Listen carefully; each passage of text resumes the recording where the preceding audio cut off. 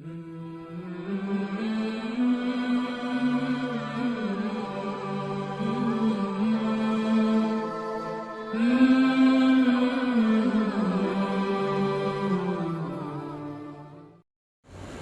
پارہ ہے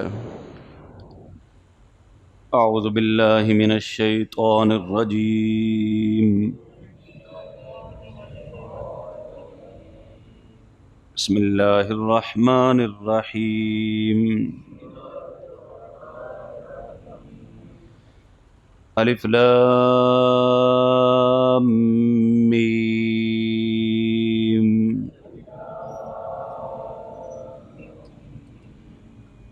اللہ لا الہ الا هو الحی القیوم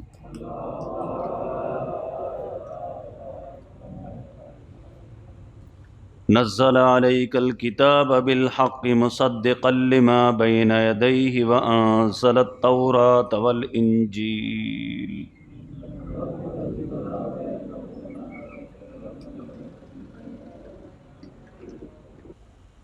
بسم اللہ الرحمن الرحیم، اللہ کے نام کے ساتھ جو بڑا مہربان نہایت ہی رحم کرنے والا ہے۔ ہم شروع کرتے ہیں الف لام میم، اللہ عالم بمرادہ، اس کی مراد کو اللہ تعالیٰ ہی جانتے ہیں۔ اللہ لا الہ الا هو الحی القیوم، اللہ اس کے سوا کوئی معبود نہیں، زندہ ہے، سب کو تھامنے والا، قائم رکھنے والا ہے۔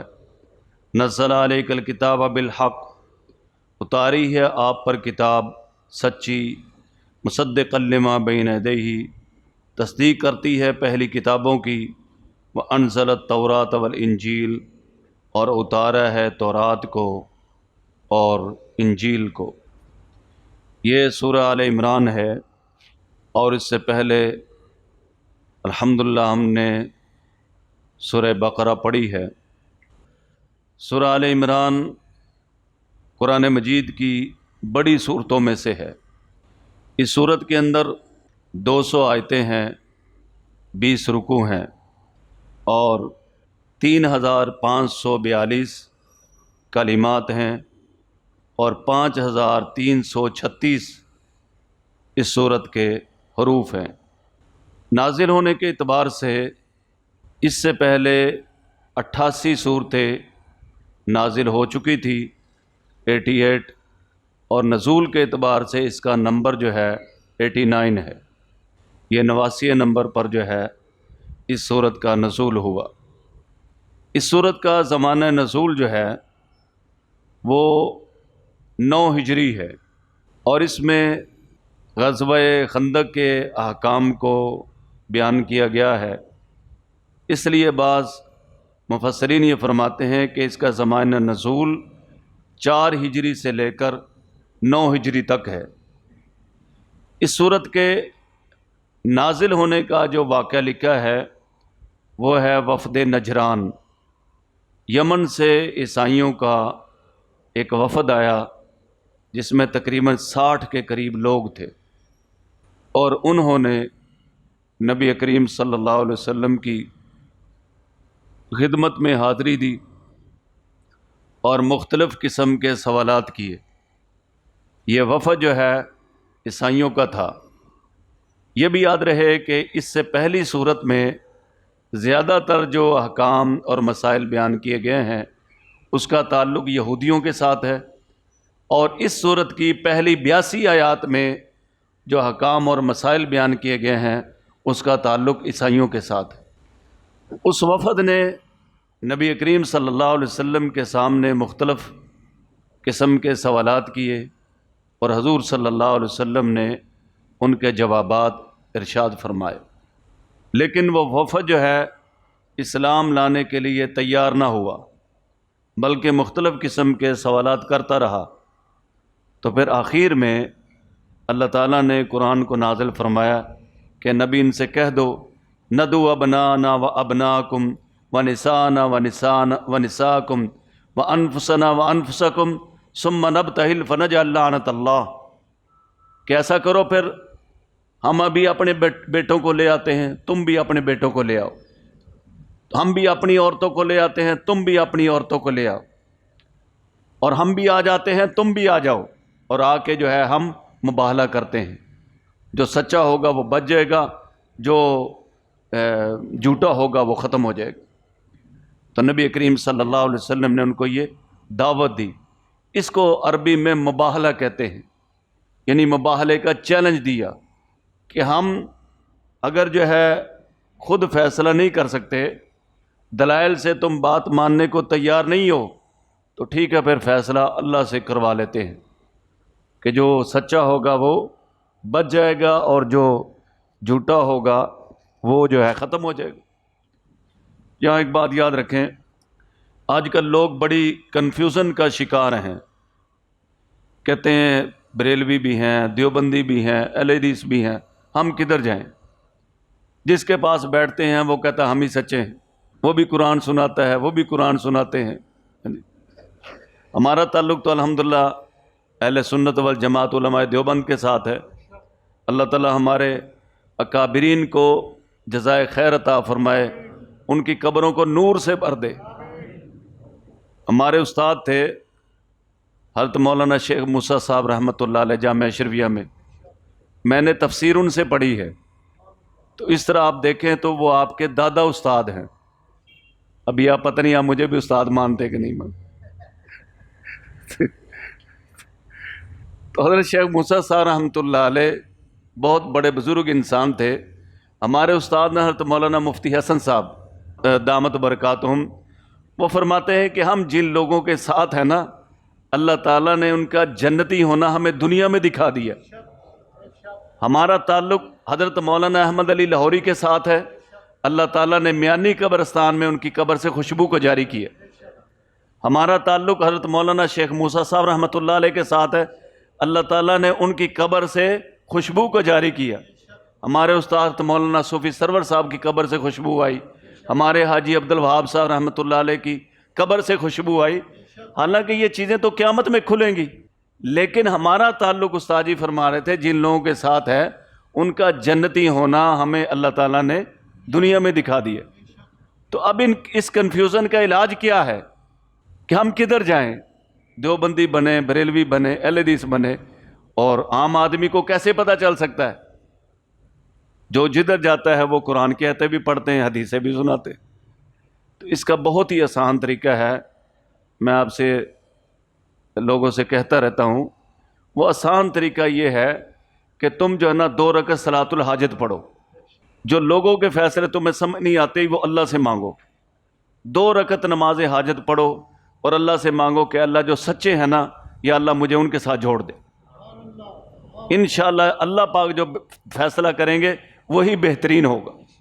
اور الحمدللہ جو علماء دیوبند کی خدمات ہیں، اللہ اکبر، ختم نبوت پر علماء دیوبند کا کام ہے، انگریز کو بھگانے میں علماء دیوبند کا کام ہے، شیعوں کے خلاف علماء دیوبند کا کام ہے، پھر جناب دنیا کے کونے کونے میں اللہ کے نبی کا دین پہنچا دیا تبلیغی جماعت نے۔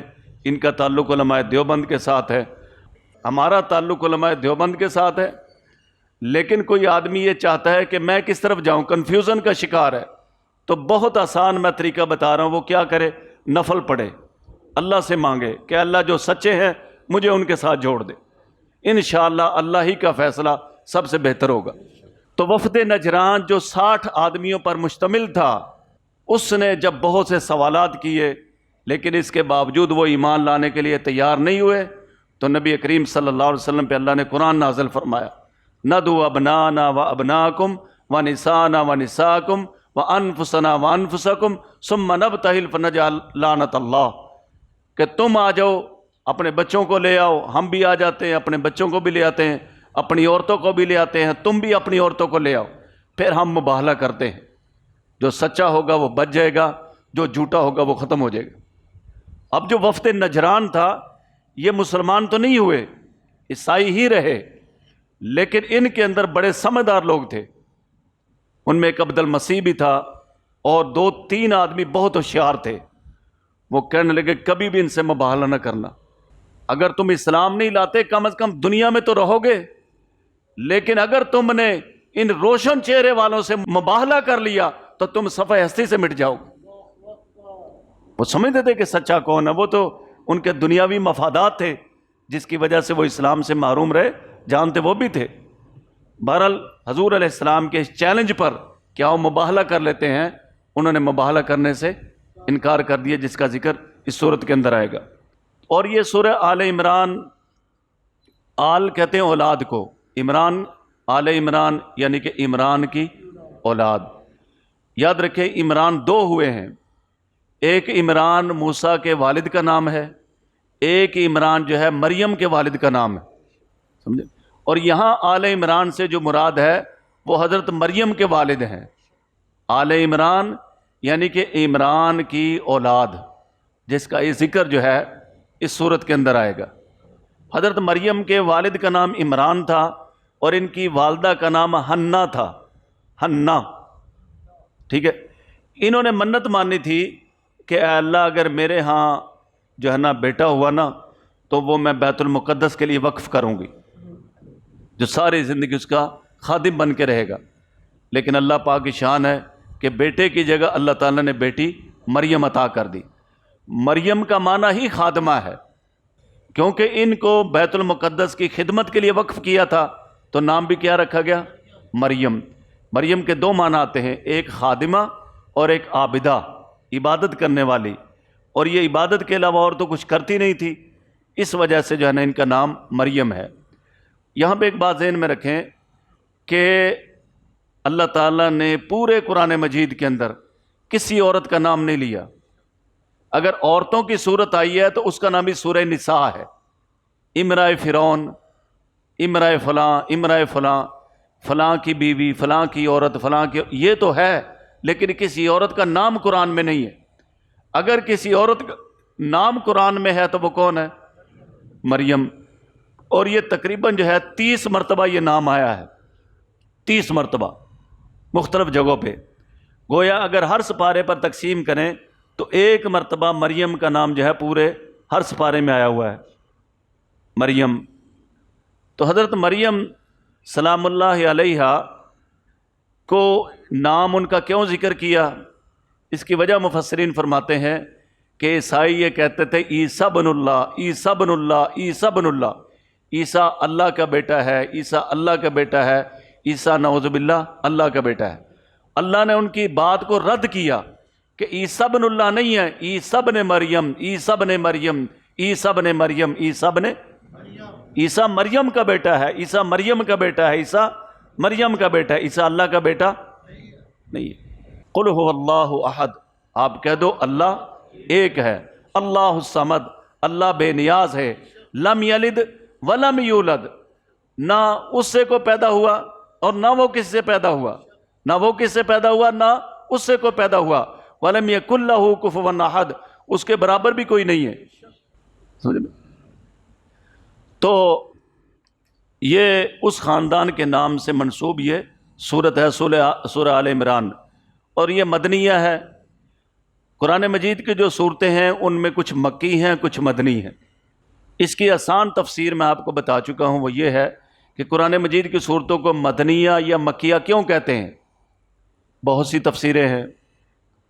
اس کی ایک تفسیر یہ ہے کہ جو صورتیں ہجرت سے پہلے نازل ہوئی ہیں ان کو مکیہ کہتے ہیں، اور جو بعد میں نازل ہوئی ہیں ان کو مدنیہ کہتے ہیں۔ ایک واقعہ لکھا ہے، حجاج بن یوسف بڑا ظالم انسان تھا، تو ایک بڑھیا کو لایا گیا، اس بڑھیا نے عجیب بات کی اسے، کہتی حجاج تم ظلم سے باز آ جاؤ، نہیں تو اللہ تجھے ایسے ختم کر دے گا جس طرح پہلے 15 سپاروں سے اللہ نے کلّا ختم کر دی ہے۔ لفظ کلّا ہے نا، کلّا سوف تعلمون ثم کلّا سوف، آتا نا قرآن میں۔ بڑا حیران ہوا کہ پہلے 15 سپاروں میں کلّا ہی نہیں ہے، تو جب انہوں نے تحقیق کی تو پہلے 15 سپاروں میں کلّا کا لفظ نہیں۔ ایسی عورتیں بھی ہوئی ہیں۔ حضرت عبداللہ بن مبارک کا واقعہ آپ نے سنا ہوگا، حج کے موقع پر انہوں نے ایک عورت کو دیکھا، بڑھیا کو، وہ بیٹھی ہوئی ہے، تو وہ اس کے پاس گئے، کہتا بی بی آپ کیوں بیٹھی ہیں؟ عبداللہ بن مبارک امام بخاری کے استاد ہیں، بہت بڑے محدث ہیں، کہنے لگی کہ من یضلل اللہ فلا ہادی لہ، جس کو اللہ راستہ بھٹکا دے اسے کوئی راستہ دکھا نہیں سکتا۔ قرآن کی آیت پڑھی تو انہوں نے پوچھا کہ بڑھیا تم نے کہاں جانا ہے؟ تو بڑھیا نے کہا سبحان الذی اسریٰ بعبدہ لیلا من المسجد الحرام الی المسجد الاقصی۔ تو کہنے لگے میں سمجھ گیا کہ یہ عورت حج کے لیے آئی تھی اور اب شام فلسطین میں واپس جانا چاہتی ہے۔ کہنے لگے میں نے سواری کو کھڑا، میں نے پوچھا کہ بڑھیا یہاں کب سے بیٹھی ہو؟ اس نے کہا ثلاث لیال سویہ، 3 راتیں ہو گئی ہیں۔ یہ بھی قرآن ہے۔ اس نے کہتے ہیں میں نے جو ہے نا وہ سواری کو بٹھایا کہ ماں جی آپ بیٹھیں، میں آپ کو چھوڑ آتا ہوں۔ تو کہنے لگے میں کھڑا ہوا تھا تو بڑھیا نے آیت پڑھی کل للمؤمنین یغضوا من ابصارہم، ایمان والوں سے کہہ دو اپنی آنکھوں کو جھکا لیں۔ کہنے لگے میں نے سائڈ پہ ہو گیا، بڑھیا کو اس پہ میں نے جو ہے نا بٹھا دیا۔ تو کہنے لگے چلتے چلتے نا میں شعر پڑھنے لگا عربی میں نا، تو بڑھیا نے کہا کہ فقرؤ ما تیسر منہ، تم شعر نہ پڑھو، اللہ کا قرآن پڑھو۔